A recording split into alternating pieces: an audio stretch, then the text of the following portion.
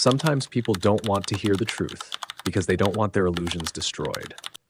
Friedrich Nietzsche saw it. They told you love would save you, that it would be pure, redemptive, unconditional, that the right woman would heal the fractures you've never dared to face alone. From childhood, from stories, from songs, they whispered a promise into your subconscious. One day, someone will come and make everything okay. And you believed it. Not because you're weak, not because you're naive, but because no one gave you the tools to see through the illusion. What if that promise was never meant to be kept? What if the love you've been searching for isn't salvation, but strategy? And what if Nietzsche, the philosopher they told you to fear or ignore, saw it all coming? Nietzsche didn't write fairy tales. He wrote like a scalpel, cutting through masks, through myths, through the emotional comfort zones we build around our egos. And when he looked at love, at women, at the way we relate to each other, what he saw wasn't pretty. It wasn't polite, but it was real. And most of us, especially men, still aren't ready to hear it. Because here's the truth. You don't love her. You love the version of her that reflects who you wish you were. You love the way she validates you, the way her presence whispers, you are enough. But validation isn't love. And what you call love might just be a carefully curated illusion that keeps you emotionally obedient. Women nested in a world that denied them visibility had to master power in silence. They weren't given swords, so they learned to fight with subtlety. They weren't offered control, so they mastered influence. Not because they are inherently manipulative, but because the system left them no other choice. They operated from the shadows while men claimed the light. And that's where the modern man still fails to see clearly. You mistake strategy for softness. You confuse adaptability with innocence.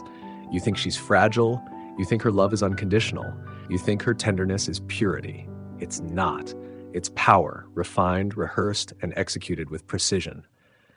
While you spill your emotions and call it vulnerability, she is scanning your words for leverage. While you dream of soulmates, she is calculating the cost of closeness, weighing need against control, desire against influence, not maliciously, instinctively. Because she learned a long time ago, the one who sees the game but doesn't speak of it wins. And what about you? You were raised to idealize, to put her on a pedestal so high that it excuses your blindness. You don't see the strategy because you don't want to. You prefer the dream, the muse, the good girl, the healer. But what if those roles are just masks? Masks she's learned to wear because they work. Nietzsche didn't expose the lie to destroy women. He exposed it to destroy the stories men tell themselves about women. Because as long as you believe she is morally superior by nature, as long as you believe her affection is without motive, you will continue to surrender your agency in exchange for emotional security. And she will accept that power, not because she hates you, but because the system taught her how to use it. You're not being loved, you're being handled. And the scariest part, you like it that way. You like the comfort, you like the worship, you like the emotional anesthesia that lets you avoid yourself. Because the moment you stop needing her to be your redemption, you'll have to face what's behind your need. And that, not heartbreak, is what truly terrifies you. But fear wears many disguises, and one of its favorites is romantic devotion. You think you're loving her purely, you think you're giving yourself freely. But look deeper. What you're offering isn't love. It's bargaining. You're saying, if I give you my heart, will you fix the parts of me I don't want to face? You're not seeking a partner. You're seeking a solution. And while you offer your soul in search of comfort, she's listening, not to your words, but to your needs. Not because she's cruel, but because every vulnerability you reveal becomes a map of your emotional pressure points, and she learns them quickly. Not to hurt you, but to position herself in your psyche where she becomes indispensable. Nietzsche saw this. He saw that what we call love is often just a subtle contest for emotional real estate. Who controls the rhythm of closeness? Who withholds first? Who gives in last? These aren't questions of affection. They're questions of power. And here's the uncomfortable truth. The one who needs less controls more. You give her everything. Attention. Identity. You call that honesty. She gives you just enough to keep you chasing. She calls that connection. But it isn't connection. It's choreography. We've built a culture where women are taught to influence without appearing to lead, and men are taught to submit while thinking they're conquering. It's not her fault, it's not your fault. It's the result of centuries of conditioning. Men dominated the outer world, women mastered the inner one, and now, in modern love, you walk right into the trap, smiling. She doesn't need to argue, she suggests. She doesn't need to demand, she desires.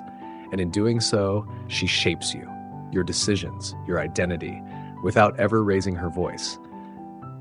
That's not manipulation. That's mastery. You call her mysterious because you don't understand her. You don't understand her because you've never questioned your own myths. You still think love is about unity. She knows love is about leverage. And when she pulls away, it haunts you. Not because she's gone, but because your reflection left with her. Nietzsche would say, you never loved her. You loved the way she made you feel about yourself. She was the stage where you performed your worth. Now the stage is gone, and you're left with silence and the truth. And here it is. She didn't deceive you. She simply stopped playing the role you wrote for her. You didn't see her. You saw your idea of her. And when she stopped performing it, you called her cold. You called her cruel. But maybe the real betrayal was yours, for loving a fantasy and expecting her to live inside it. Nietzsche didn't condemn women. He condemned men who refused to grow up, men who wanted muses instead of mirrors, men who begged for angels instead of daring to face humans in all their glorious, terrifying complexity. If you're ready to stop blaming her, then you're ready to look at yourself. Not with guilt, not with shame, with clarity, and from clarity, something radical can begin. Not the end of love, but its transformation. You were taught that love is the highest virtue, that to love selflessly is the mark of a good man. But what if that selflessness is just another mask for emotional dependency? What if, beneath the poetic gestures and grand declarations, there's a quiet fear? If I don't give everything, she won't stay. And so you offer more, you compromise more, you erase parts of yourself to become what you think she wants, not because you love her, but because you fear being without her. This isn't nobility, it's submission disguised as romance. And while you think you're being brave, she feels something else entirely. Control. Not through force, through presence, through your willingness to orbit around her approval. Because here's the truth, one Nietzsche hinted at, but few dare to hear. Love, when rooted in need, is never equal. She may not ask you to change, but you change anyway. She may not demand your obedience, but you give it anyway. Why? Because you've convinced yourself that her acceptance is your salvation. But she never asked to be your savior. She was just being herself, and you turned her into a mirror of your worth. And when that mirror cracked, you didn't just feel loss, you felt collapse. Because it wasn't love you were protecting. It was the story that said, if she loves me, I am whole. If she stays, I matter. But stories aren't truth. And when reality intrudes, you call it betrayal. Nietzsche would call it awakening. The lie isn't that she had power. The lie is that you didn't see it. You called her gentle. She was observant. You called her nurturing. But she was strategic. You thought she surrendered. But she was choosing, always choosing. Because she understood something you never did. The one who sees the dynamic clearly holds the key. And now the illusion finally begins to crack. You remember the way she smiled, but something behind it was calculating. You remember how your smallest emotional shifts were answered before you even voiced them. You thought she was intuitive, and she was. But for her, intuition isn't a gift, it's survival. It's how she stays a step ahead in a world that denied her the power to confront and gave her only the power to shape. This isn't about blame, it's about reality. You live in a world where love is sold as mutual surrender, but practiced as mutual leverage, where vulnerability is praised, but used as currency. And the moment you realize this, you either grow up or you break down. Most choose to break. They return to the myth. They seek another muse, another emotional performance partner. They say, this time will be different.